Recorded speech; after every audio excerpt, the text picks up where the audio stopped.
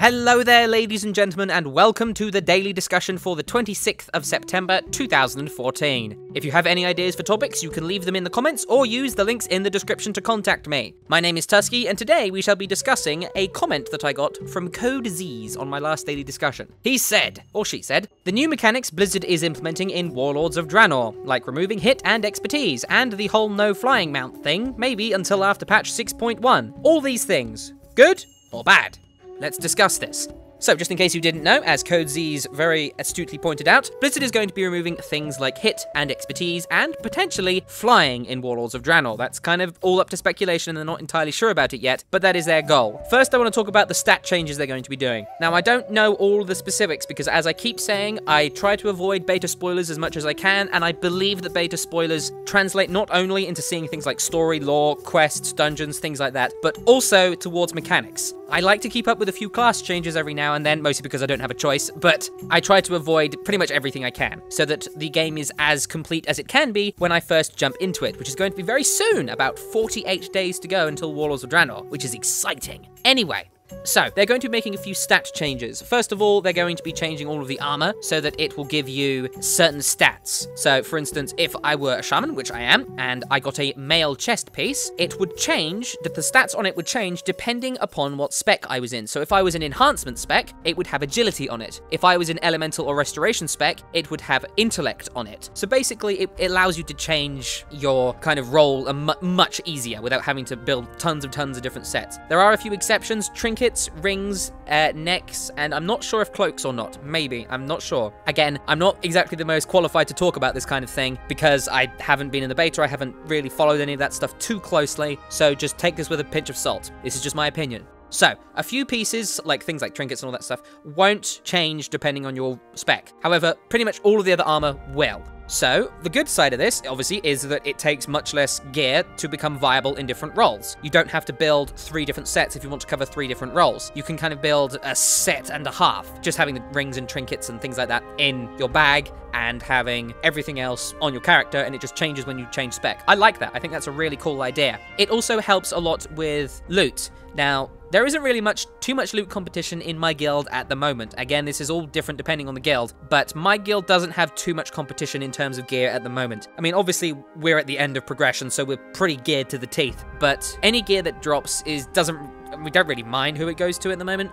but there are a lot of drops that we had that we just couldn't use. We don't have, for instance, a priest in our group, which means that any kind of spirit, intellect, cloth that drops, we just either raid roll or disenchant, which kind of sucks because we get a lot of it. And again, we also don't have too many plate DPSs. We don't really have any. So any plate DPS gear that drops will always go to someone's off-spec. And now, in Warlords of Draenor, that's going to change. Pretty much every single piece of gear that drops is going to be useful. Almost. I mean, if a trinket drops that's a healer trinket and the healers don't need it, it still sucks. But it generally means that less gear will drop that no one can use, which is both good and bad. Because competition can suck, really, because it means that you as an individual player get less loot. And although I don't raid for loot, loot is very helpful, and it does always feel nice to get a new piece of gear. That's a big part of WoW's appeal. But it is also kind of good, I think, because although you may not gear up at a particularly fast rate in Warlords of Draenor because you're constantly giving pieces of gear to other people, unless your loot council or whatever is a little bit bugged up, which I doubt, but you know, it could happen. So you'll be gearing up slower as a player, but the raid group will be gearing up faster as a raid group. So by that I mean there'll be less gear that no one needs, so it always goes to someone, which means the group gears up faster, which is good overall. It might be a bit invisible, how fast you upgrade, but it generally means that every single thing that drops will be helpful to someone. At least that's what their goal is. That would be nice if it were the case. Sometimes it's just not the case, but sometimes it is, and that's awesome when it is. I mean, it's a rare feeling nowadays that the raid is able to kill a boss, and then we get gear that everyone wants. I think that's a really great part of raiding, and doling out that loot, I think, has become a little bit irrelevant recently. It may just be because we're near the end of an expansion, but I think that this may inject a little bit of life back into that. If you're, you know, in things like, if you pug a lot, or you don't really have a guild to run with, this could suck pretty damn hard, but at the same time, you know, I'm from the perspective that everyone should join a guild and raid with a guild, because I believe it's some of the best fun you can have in World of Warcraft, just flat out. I think it's some of the best times you can have. So, of course, I am a little bit biased in that regard. So, that's the changes to the gear, they're also going to be removing hit and expertise from the game, which they're removing a lot of secondary stats like that. Well, they're not even secondary stats, they're kind of tertiary stats. Tertiary stats do exist. They're going to be putting in things like multi-strike and readiness, or I haven't been keeping up with that. I haven't heard about that for a long time, so I'm not really going to talk about it. All I know is that some gear will have some tertiary stats that are completely random, and that they might be kind of interesting. Like, you won't be able to min-max, but it does kind of present the problem that, you know, oh, this gear doesn't have multi-strike on it, that kind of sucks, I'll pass it and hope the next one gets multi-strike, even though it would be an upgrade. That would suck, but I'm not too worried about that being the case. I think it's more going to be a case of, oh, that already dropped, and oh, it's got multi-strike on it now, that's a bit better for me. It's just kind of a side grade, as opposed to a complete upgrade. So, hit and expertise, and I believe it's only those two, I'm not sure, maybe others, that are being removed. So, this is one of my biggest pet peeves in all of World of Warcraft. It is the most annoying thing in the world. Missing. It happens when you're leveling. I mean, it's not a problem when you're raiding, because you're hit capped, or you're probably mostly going to be hit capped, and it's not a problem then. But when you're leveling, missing sucks. It absolutely sucks. Like, I'm leveling a Frost Mage at the moment. I know, I'm all over the place with my leveling. I'm sorry, but I'm enjoying the Frost Mage. So I'm leveling a Frost Mage, and if I miss with my freeze, then I don't get Fingers of Frost. If I miss with my Frost Nova, the enemies don't get rooted, and I don't get to do double damage to them with Shatter and Ice Lance. And what can I do about that? What can I do to counteract that? What can I do to counter that with gameplay? Nothing. That's the main problem with hit and expertise. The only way to counter it is to have more of it. The only way to counter me missing all the time is to have more hit. And that's impossible to do at low levels of gear. It's just impossible. And not even low levels of gear, just low levels in general. Like, around anywhere below level 85, you're not going to be able to get hit very easily. And it sucks. Sometimes you might go over the cap and be nice and dandy, but that's very rare. And as you level up, that cap goes up, which means that you won't stay at it. And you'll just miss. And you'll get dodged or parried or blocked and all that stuff. And it sucks. It really sucks. It's so horrible. And I think that removing hit and expertise is a magnificent change. I think that they should have done this a long time ago, because missing in an MMO is all about numbers. It's all about numbers and random dice rolls that are all out of your control, which really sucks. You can't just say, oh, you miss. I mean, yeah, that's kind of old school vanilla style stuff, but it's boring. There's no kind of gameplay to that. You can say, okay, I'm going to fire my Frostbolt, or fire, you know, my Arcane Blast, or whatever. I fire my spell at you. It has a 10% chance to miss. I have no control over that. Especially while I'm leveling, I have no control over that. I just don't. And that's boring. And I think that this decision to change hit and expertise like this and remove them comes from new MMOs that have been coming out. Games like WildStar and games like Guild Wars 2. I think Guild Wars 2 really nailed this home. In Guild Wars 2, you can't miss. You can miss, but do you know why you miss? Because you're not aiming your spell right. That's the problem. In Guild Wars 2 and in WildStar, you miss with your spells because you miss with them. You aim in the wrong area. That's just the whole point of it. If you aim in the wrong place, you miss. And you can't do that in World of Warcraft because the gameplay in World of Warcraft is not designed around that. So they're just getting rid of it entirely and compensating by making everyone just a tiny little bit less powerful. That's probably going to be mixed in with the whole squish they're doing to stats, and it will probably not be noticeable because everything's going to be so different anyway, so I wouldn't worry too much about it. I think that the removal of hit and expertise is brilliant because it just gets rid of a completely pointless and frustrating part of the game that you can only counter with gear that you don't have available for 90% of the leveling experience in World of Warcraft. And of course, when it comes to the high-end stuff with things like raiding and dungeons and or PvP and stuff like that, I think that removing hit and expertise is also great because it just makes the whole gameplay experience much more cohesive. Because even, let's say, you're a tank. You're a new gear tank like I am on Zentorki, my druid. There are times where it's just like, okay, I need to generate lots of rage for this incoming boss ability that's going to really hurt. So I spam my mangle. I use my cooldowns and spam mangle to get as much rage as I can to get ready with my active mitigation. If my mangles miss, and they can miss because I'm not in very good gear at the moment, then there's nothing I can do about it. I just have to use another cooldown, and if I don't have another cooldown available, I'm just going to have to eat the damage raw, which I don't want to do. And that really sucks. There's no way around it.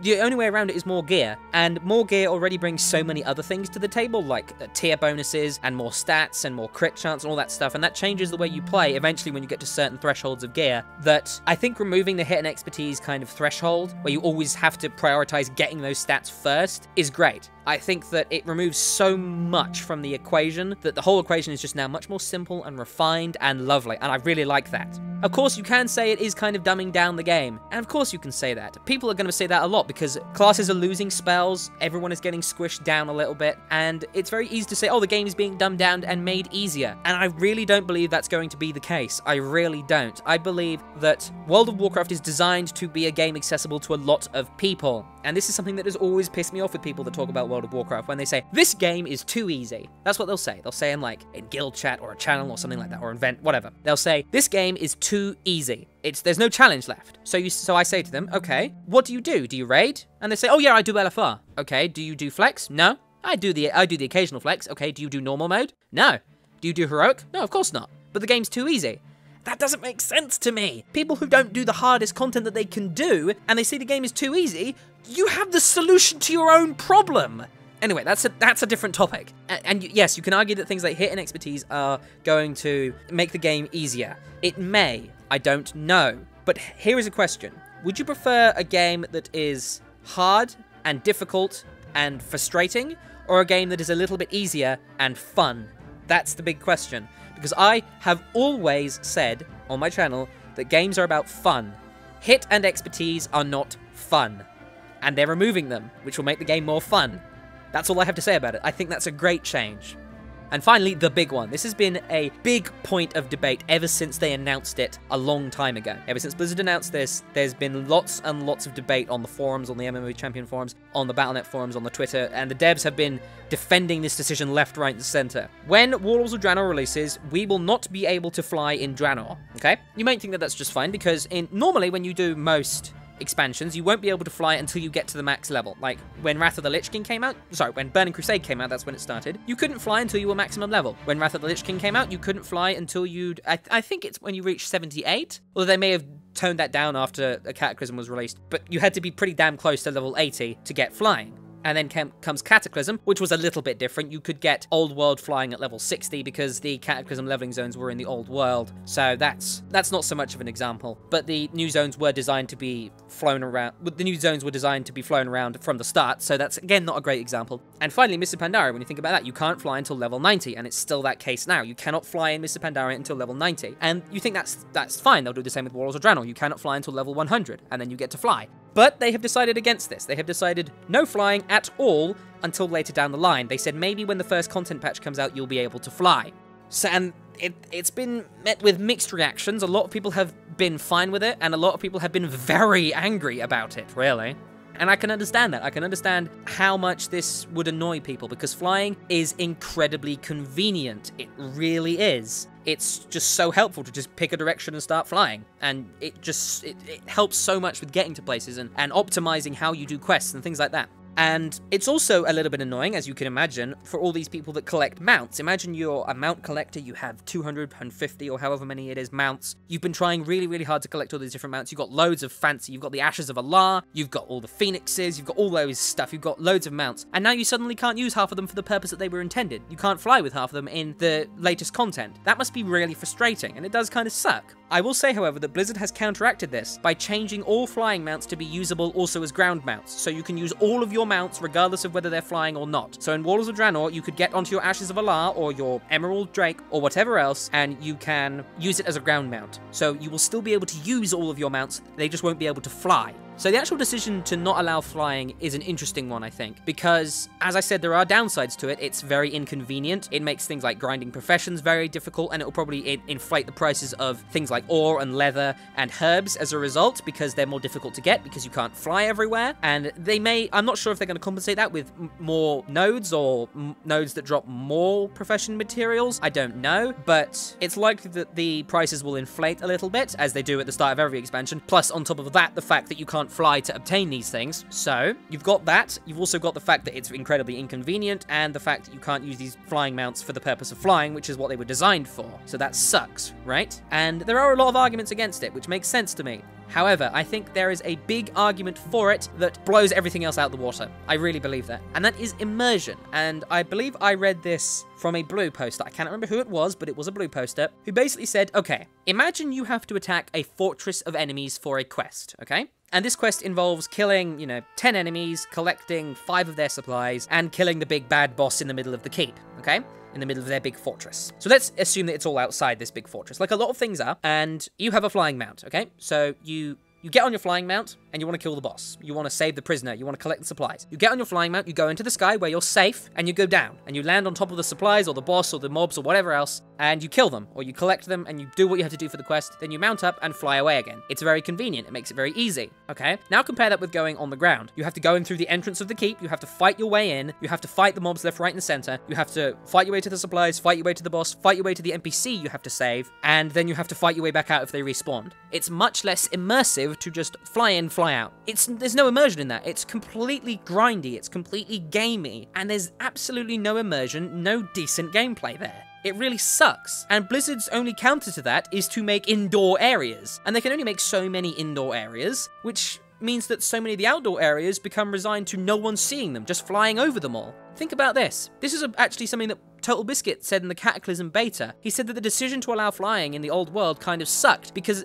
it takes away so much of the atmosphere. Because if you're just flying over a zone from above, sure, it might look nice, but there's no immersion, there's no kind of danger there, because this is supposed to be a savage world, remember, full of dangerous enemies. And if you can just fly over them all, then what's the point of them even existing down there? And I mean, what about hidden quests, right? What about quests where you have to kill a certain enemy and they might drop something and begin the quest? You'll probably never encounter that if you just fly over everything. There's no danger in the skies of World of Warcraft. That's the problem. There's no danger there. And if you recall, in Burning Crusade, around Sketis, I believe it's Sketis, maybe it's Sketis, the Arakoa city, where you did daily quests for the Shatari Skyguard, they had dangers in the sky. They had Kaleri there that could dismount you. No one liked them. It was horrible. It was just absolutely horrible. So, they can't make the skies dangerous because it's horrible, and it's really not fun for anyone. But if they don't, then the skies are safe and boring. So, what's the only other thing they can do? Stop the players from going into the sky. Because by staying on the ground, you'll get to be in the middle of the world. You'll get to go through all of the different zones on foot and see them as characters in World of Warcraft should see them.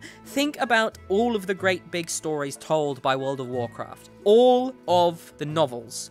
All of the short stories, all of the stories in Warcraft 3, they were all told by people on foot, and all the detail and all of the lore and the love of the world, it all appeared from the on-foot perspective. You weren't in the sky looking down at all these little specks. You were down there with them, fighting to get your way to your quest givers, fighting to get through the land, and fighting to get somewhere and do your quests and all that stuff.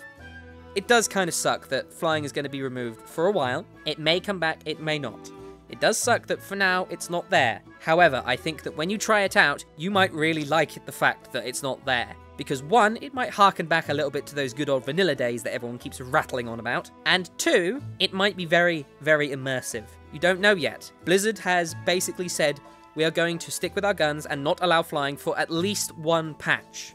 And then they're going to see how the community likes it. And they're going to see what the community response is. And then they're going to go from there. If there's an overwhelming community feedback that says, we love this, it's so much more immersive, please keep it like this, then they will keep it like this. If there is an overwhelming feedback that says, this is horrible, I hate it, please, please, please give flying back, they'll probably give flying back in the next patch. So if you're worried about the fact that flying mounts are not going to be usable as flying mounts come Warlords of Draenor, at least in Draenor, it's only in Draenor, everywhere else you can still fly, so don't worry about that.